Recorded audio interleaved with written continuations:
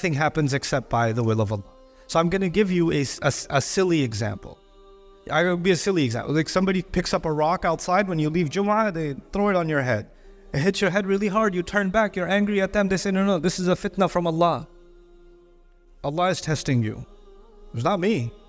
That's a fitna from Allah, because nothing happens except by the will of Allah. مَا أَصَابَ مِن مُصِيبَةٍ إِلَّا بِإِذْنِ اللَّهِ. No calamity strikes, no difficulty can hit anybody except if Allah wanted it to happen. So bro, I know I picked up the rock and I hurled it at you and I'm impressed with my own aim. It was a pretty good hit. But the issue is you shouldn't be taking this up with me. You should take this up with the government. You should take this up with Allah subhanahu wa ta'ala. Look, it's a matter of intelligence. You know, give another example to help you understand this problem. You know, insects, they have very small brains. Yeah? If you're messing around with an insect and you kind of take a straw and you kind of mess around with it a little bit, it starts fighting with the straw. It starts attacking the straw. Because to the insect, the source of the problem is the straw. So it attacks it. But if you take something with a little bit of a bigger brain, like a dog or a snake, and you take a stick and you mess with the snake, it's not going to attack the stick. It sees that behind the stick is somebody else. It's going to bite you. The dog is not going to bite the stick.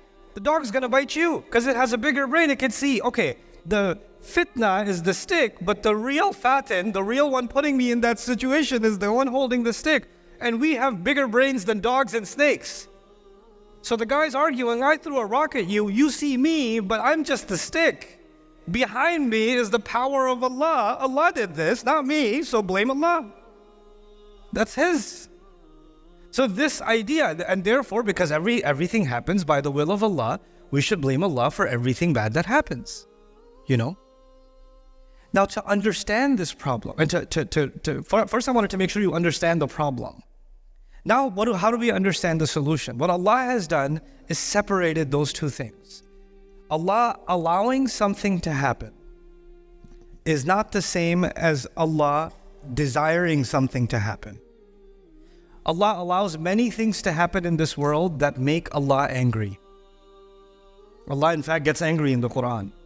If everything happened the way Allah wants it to happen, or the way Allah desires, by the pleasure of Allah, everything happened by the rida of Allah, then Allah should never be upset about anything, because He's the one who did all of it. But when Allah says, غَضِبَ اللَّهُ عَلَيْهِمْ, Allah got angry at them. What did the Mufassirun describe here? There's a difference between the rida of Allah, the pleasure of Allah, Allah doing something willingly, or rather not willingly, out of His desire to do something, out of His will, but rather more, He allowed it to happen. He in His wisdom decided, I will allow certain things to happen, even though He Himself is not pleased with those things. He gave human beings that freedom to do things that are displeasing to Him. He gave them that freedom. And the first time Allah did this, when He created the human beings, even the angels were confused. Why are you giving the human beings this power to do things that you don't like? Ya Allah, you don't like these things, but you're letting them do these things. How come you're letting them do them? أَتَجْعَلُ فِيهَا مَنْ يُفْسِدُ فِيهَا وَيَسْفِكُ الدِّمَاءِ They couldn't understand it. And Allah Azza wa Jalla said these human beings are created for a much more complex and powerful purpose that even the angels were not yet ready to understand. إِنِّي أَعْلَمُ مَا لَا تَعْلَمُونَ. I know something you don't know. That's what He told the angels. Now, Allah has given me the freedom to displease Him. Forget talking about anybody else. I'm not here to talk about Fir'aun or Shaitan, or I'm here to talk about myself. And every one of us should be thinking about themselves. Allah has given me the ability to disobey Him. Allah has given me the freedom to upset Him, the freedom to make Him angry, the freedom to backbite, the freedom to slander, the freedom to eat haram, the freedom to attack someone else, to hurt someone else, to steal. He's given me that freedom. He's given me the reign to do it. So before I complain about how come this one got away with it and that one got away with it, how come the zalim gets away with it, before we say that, I have to ask myself, what do I get away with? What do I get away with?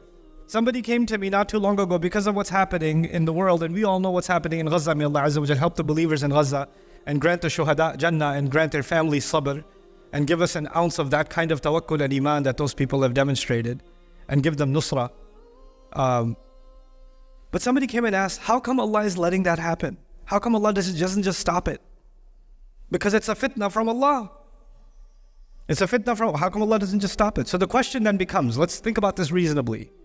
If you want Allah to stop it, if you want Allah to intervene, should Allah not intervene every time you and I disobey Allah? Where do you draw the line? No, if they're killing people, then Allah should stop. But if they're stealing, that's not so bad. It's okay, Allah doesn't have to intervene yet.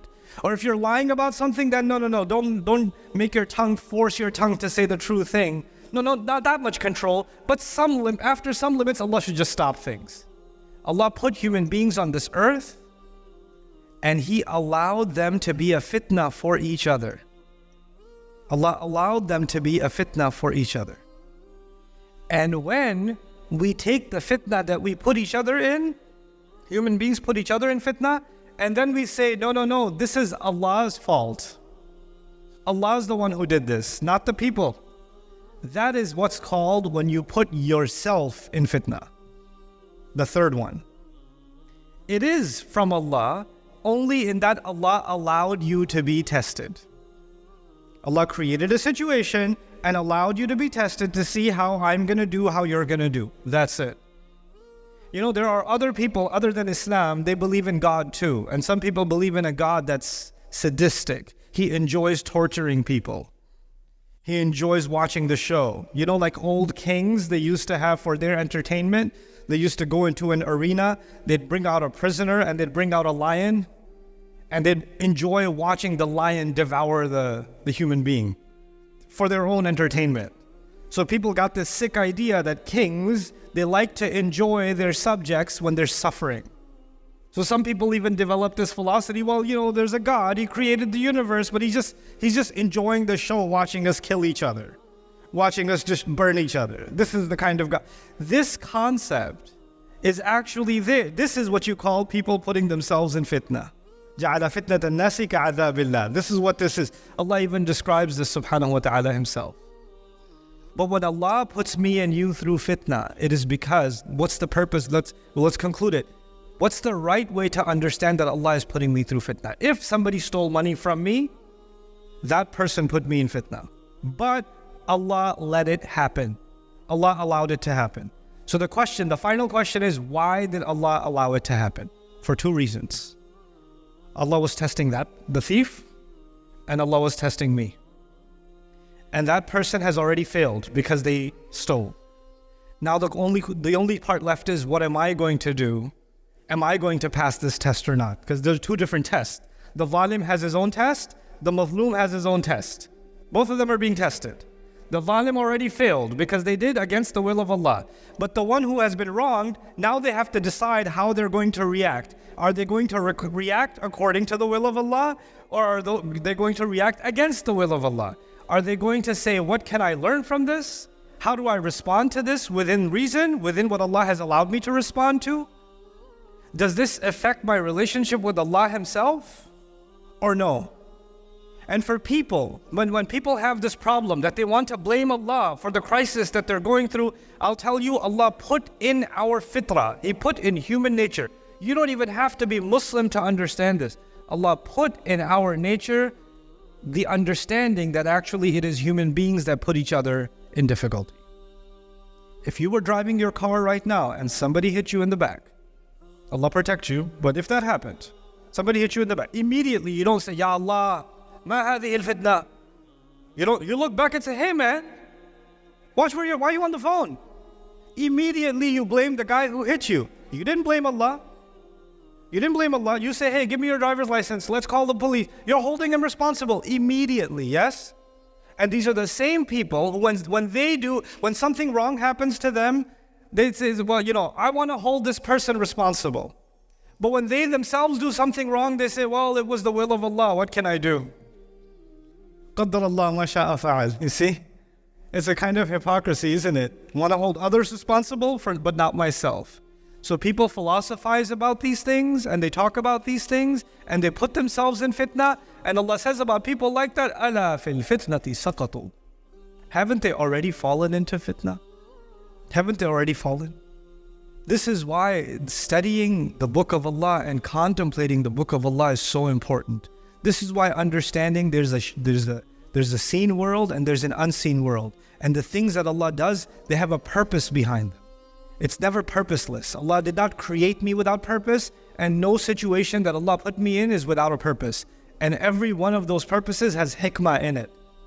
People do things, stupid things to each other. But Allah never allows even those stupid things to not have a wise purpose behind them. That's why He's Al-Hakim. That's why He's Yudabbir al-Amr, right? He does Tadbir al-Amr. He plans everything. Even the things that we do that weren't planned by us, were badly planned by us, behind them, there's a great hikmah that Allah allows to happen. May Allah Azza wa Jal not allow us to become people that become maftun, that become people fallen into fitna, that falsely attribute the tests of Allah for the wrong reasons to people. People do things to each other for sadistic reasons, but Allah only tests me for my own benefit. There's never any test that Allah put me through except that I was going to benefit from it. Somehow it was going to be something that raises me in ranks. يَرْفَعِ اللَّهُ الَّذِينَ آمَنُوا مِنْكُمْ وَالَّذِينَ أُوتُوا الْعِلْمَ دَرَجَاتٍ. Right? Allah is going to raise the ranks among you, those who believe and those who've been given knowledge. Allah will raise the ranks, and Allah only raises the ranks by more and more and more tests. So may Allah Azza wa Jal make us understand those tests and be able to live up to the tests that we are going to be facing in our lives. This is the final statement I'll give to myself and to all of you. Allah Azza wa Jal prepared the ummah. He prepared the ummah. When in Surah Al-Baqarah, He declared us to be a new ummah. وَكَذَلِكَ جَعَلْنَاكُمْ أُمَّةً وَسَطًا. He declared us to be a nation, a balanced nation. And He, in that same surah, He said, وَلَنَبْلُوَنَّكُمْ بِشَيْءٍ. We're going to test you, absolutely test you with all kinds of things. مِنَ الْخَوْفِ وَالْجُوعِ وَنَقْصٍ مِنَ الْأَمْوَالِ وَالْأَنفُسِ وَالثَّمَرَاتِ. We're going to put you in a lot of tests. Lots and lots of tests. But what will be how do you know you passed a test? Who will get the good grade? How do you know if you're passing the test? That's the end of that ayah. Allah says, وَبَشِّرِ الصَّابِرِينَ الَّذِينَ إِذَا أَصَابَتْهُمْ مُصِيبَةٌ قَالُوا إِنَّا لِلَّهِ وَإِنَّا إِلَيْهِ رَاجِعُونَ. Congratulations to those who passed the test. Congratulations to the people that can have sabr. And what does sabr mean? Those who, whenever the difficulty or whatever calamity, whatever test strikes them, they say, we belong to Allah. We have to go back to Allah also. They understand every one of these tests is temporary and return to Allah is permanent. Temporary difficulty, permanent reward.